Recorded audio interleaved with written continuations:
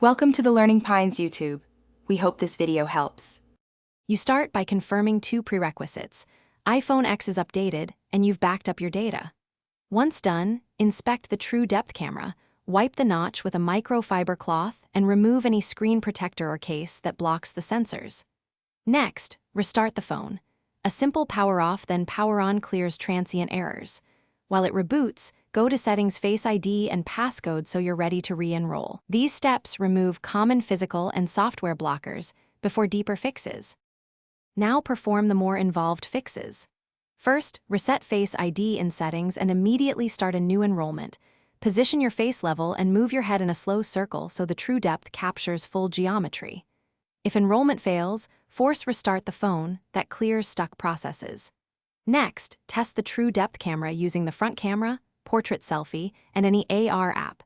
You're checking depth mapping and IR activity. If the camera shows artifacts or fails consistently, note the exact behavior for the final repair options.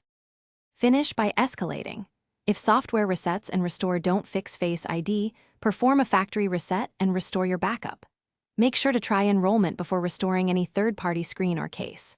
If problems persist, contact Apple support or visit an Apple store.